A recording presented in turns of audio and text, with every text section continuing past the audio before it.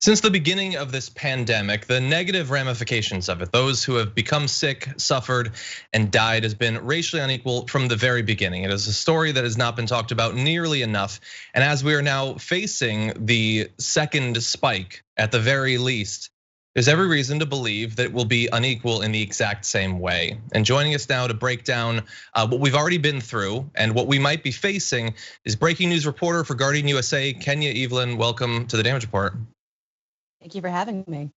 Glad to have you here. You had an awesome breakdown of some of really amazing statistics about how unequal COVID-19's negative effect has been. Can you run us through a little bit of what you found in your research? Sure. Well, the CDC recently released data that essentially told us what public health experts have been screaming for a long time, and that Black and Latinos are disproportionately more likely to both contract and die from both the coronavirus and then the respiratory disease COVID-19 that leads to. Where we see that is that even though Black Americans in particular are only 14% of the US population, they make nearly a third of all COVID-19 cases and deaths. And then combined with Latinos, we're seeing nearly 50% of all cases, particularly among young people, new cases, are those of Black and brown Americans. Do you think, in the conversations that we've had nationally during the pandemic, especially our elected representatives, do they seem to get that? Is that one of the lessons that was taken away from the first big wave of cases, was that it was racially unequal? Well, that's what speaks to racial bias in public health and our healthcare system. There are many experts and there are many advocates out there that will say, yes, there was a recognition that there are glaring racial disparities and who is more susceptible and more exposed to this virus. Except we didn't see that in terms of increased presence and increased efforts at combating the virus among Black and brown communities. In fact, we saw a pivot in rhetoric toward reopening the government. And that kind of speaks to oftentimes what we see as racial bias playing out both in public policy as well as public behavior, and how that can be shaped by race. We saw a push for states to move toward reopening the government, as we saw at the same time those numbers were showing a glaring racial disparity. And even now we see that difference in terms of who is protesting. We saw mostly white militias armed with guns storming state capitals to demand that the government reopen, because there's a sense of less proximity to these communities. When Black and brown Americans are more likely to know someone who has died of COVID-19, that makes it feel less personal. And so that plays into how communities actually prepare or even respond to the virus, whether they wear a mask, whether they socially distance. And so yes, there's definitely a recognition that race has played a role in this pandemic, but those who are paying attention will say that recognition is where we are having a difference in approach and response to the pandemic that is actually leaving Black and brown Americans more at risk. You mentioned those protests, not obviously not the civil rights protests, but the anti-lockdown, we have to protect the Constitution protests, all of that. When I see those crowds, and when I see, as I'm sure you do, the viral videos of people freaking out on Target employees and things like that, that does not seem to be evenly distributed racially. Those people tend to look very similar. When we know who has already suffered in the first wave, who already gave their lives, a lot of them essential workers, they were exposed from day one. The fact that these communities that were blessedly insulated from the first wave of coronavirus, that they get to then say, we're not gonna do literally anything. We're not even gonna put a face covering on, even if it means that your community could once again be exposed to it. That was one of the things that I found most mind-boggling and perhaps most offensive. I don't know if you felt similarly.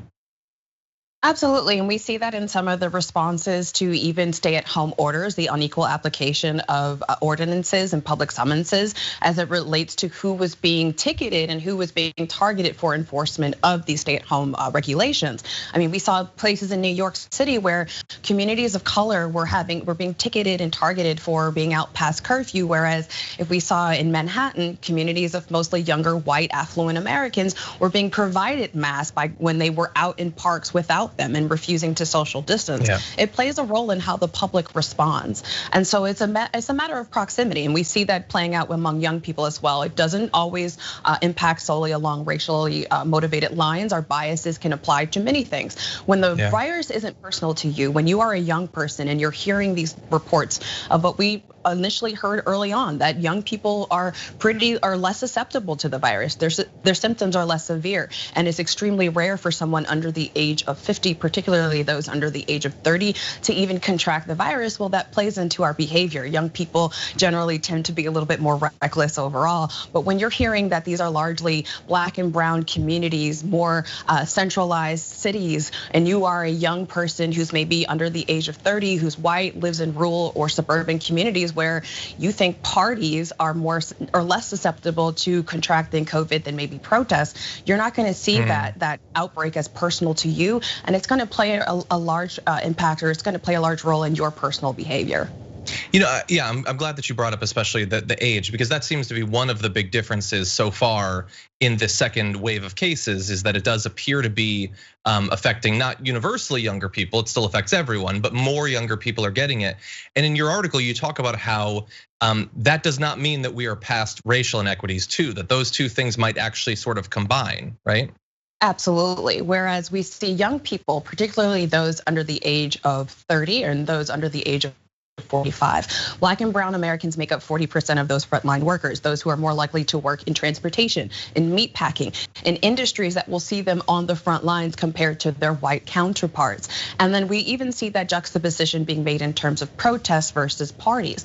Well, a lot of these protests are happening outdoors in large environments where it is almost impossible, or not impossible, but very difficult to spread the virus in an outdoor setting that is heavily, filtered or not filtered, and that air is not circulating and being recirculated within a confined space, maybe like a party or an event like I don't know, a campaign rally. So along those lines, that we see that there's that juxtaposition even being made where people, younger Americans, those who are more likely to be of color, who are taking part in some of these social justice protests that we see taking part all over the country, they're less likely. We may see individual protesters who develop COVID-19, but the data is showing us that they're not taking those back to their communities and passing them. Where Black and brown people are disproportionately contracting and therefore dying from the virus is from the behavior of others, what we're seeing from stay-at-home orders in the states that are lifting those regulations, those that aren't requiring masks, because they're more likely to be in your service industry, because they're more likely to be your grocer,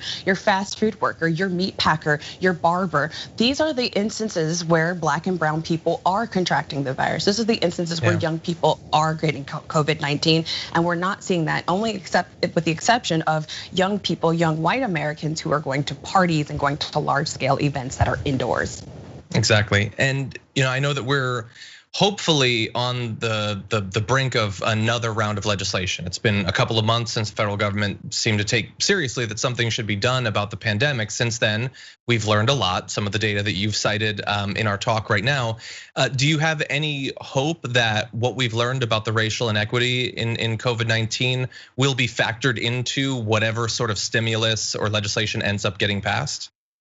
We're already seeing that in terms of where we saw the rhetoric and even the policy initiatives looking at perhaps having larger lump sums or larger checks that were being distributed to single Americans, those with less children, those who may make more. We're already seeing conversations of maybe the income threshold being lowered from $75,000 to $40,000 a year, when 40% of Black Americans make $40,000 or less per year.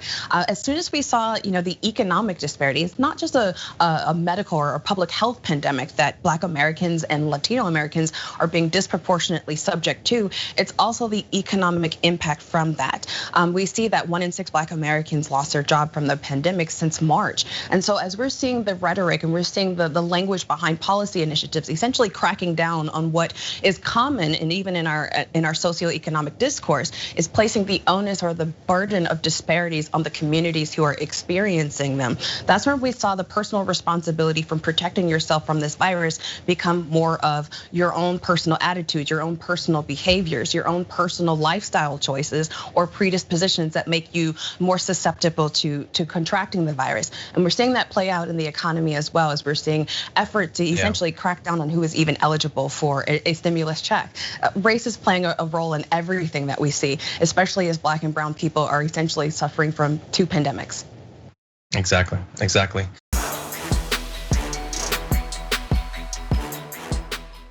For more political news breakdowns, interviews, stories of activism, and me trying my hardest to care about the occasional big celebrity news story, subscribe to our YouTube channel at youtube.com/thedamagereport.